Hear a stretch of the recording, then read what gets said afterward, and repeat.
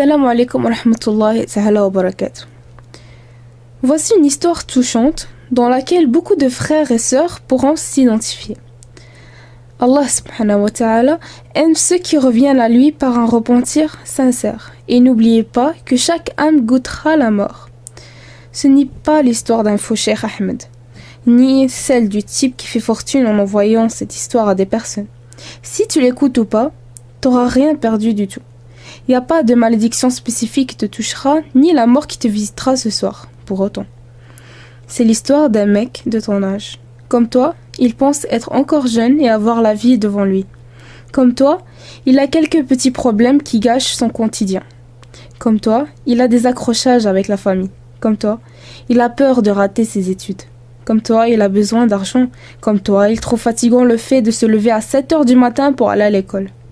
Et tout comme toi, il a des tas de plans dans sa tête pour s'en sortir. La famille, il les envoie balader, ou fuit, ou s'isole. C'est tellement plus facile de faire semblant de ne pas entendre, mais c'est tellement dur quand les mots ne sortent pas de ta tête. Tu ne peux pas empêcher la haine et la camembert de te ranger. Les études, il les remet tout au lendemain. Il se dit qu'il arrivera bien à tricher le jour venu. Il compte sur la grosse tête en classe, ou aussi sur les acolytes pour que les réponses pleuvent. Mais il n'arrive jamais à admettre son échec en fin d'année. C'est jamais justifié. Quand on rate, c'est toujours la faute des profs. L'argent, certains travaillent pour, d'autres le volent et le reste en rêve. Tous les moyens sont bons pour en avoir, mais tous les jobs sont trop éprouvants pour le peu que ça rapporte. Alors ils cherchent plus rien. Ils comptent sur un cousin pour le pistonner. De toute façon, ça ne peut même pas assez. Ça casse le dos. C'est trop loin. Ce n'est jamais le bon job. Finalement, il n'a jamais travaillé de sa vie. Se lever le matin, toute sa vie, il a mené une guerre sans fin contre le sommeil.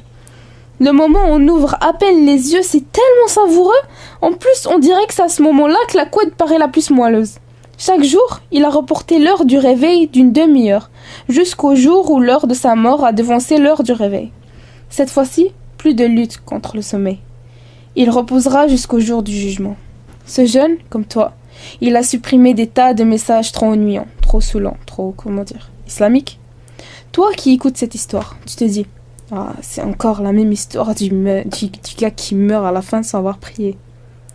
Ce jeune comme toi, il a déjà vu des milliers de fois le visage de ses parents dans le salon en entrant tard le soir. Et des milliers de fois, il est monté dans sa chambre sans leur adresser un mot.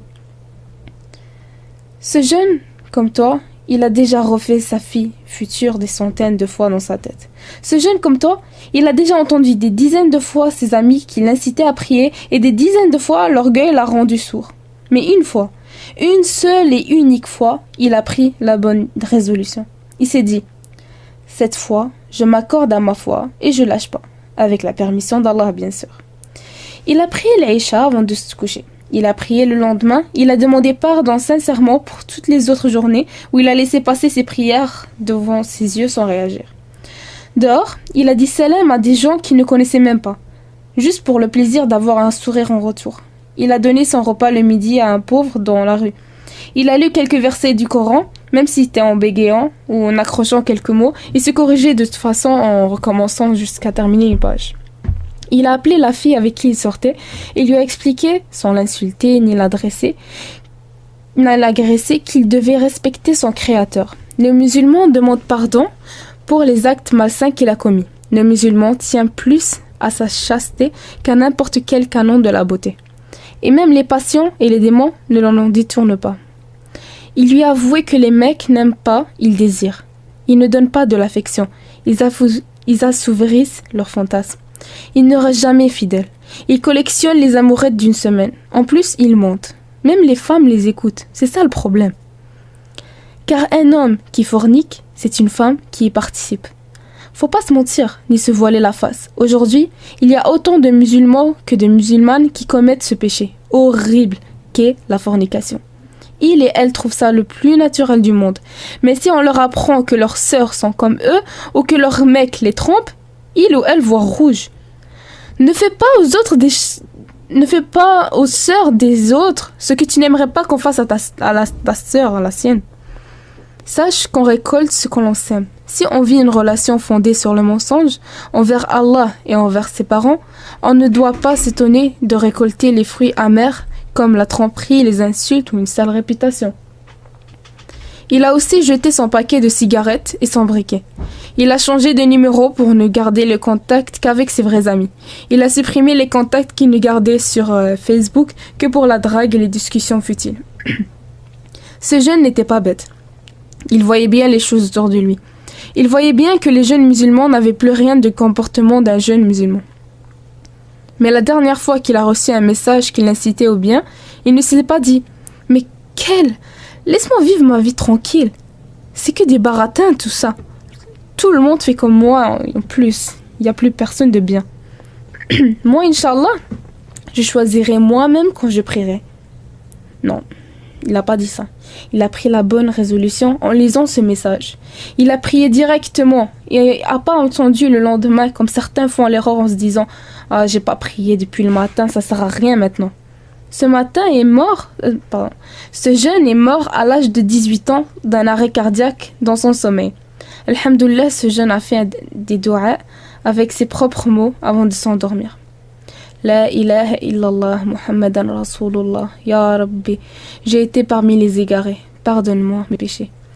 Mais fais que les gens à qui j'ai commis un mal me pardonnent. Je pardonne à tous ceux qui m'ont fait un jour du mal. Ya Rabbi, accorde-moi la guidée. Ya Rabbi, accorde-moi la guidée. Ya Rabbi, accorde-moi la guidée. Ya Allah. Éloigne-moi du mauvais chemin. Tu es celui qui connaît l'avenir de toutes choses. Si mon avenir est bon et me conduit au paradis, alors rallonge ma vie et accorde-moi ta clémence. Par contre, si mon avenir est un mal contre moi, ou un mal pour moi, est un chemin vers l'enfer, alors reprends mon âme et pardonne-moi, car tu es le miséricordieux, le pardonneur. Qu'Allah lui pardonne, qu'il exauce ses invocations, qu'il accepte son repentir et qu'il fasse de lui un habitant du paradis. Voilà, l'histoire est finie. Maintenant, qu'est-ce que tu vas faire? Ne reste pas recollé là, devant ton téléphone ou ton clavier. Prier serait une bonne chose, même si c'est déjà l'heure de la prière. Ne te dis pas que ça ne servira à rien vu que tu as arrêté encore la prière. Ça ne sert non plus à rien de reporter au lendemain, car il se peut que tu meures ce soir dans ton sommeil. Prends plutôt la bonne résolution, une bonne fois pour toutes. Tu as entendu ce rappel, alors lève-toi et prie avant qu'on ne l'en prie sur toi.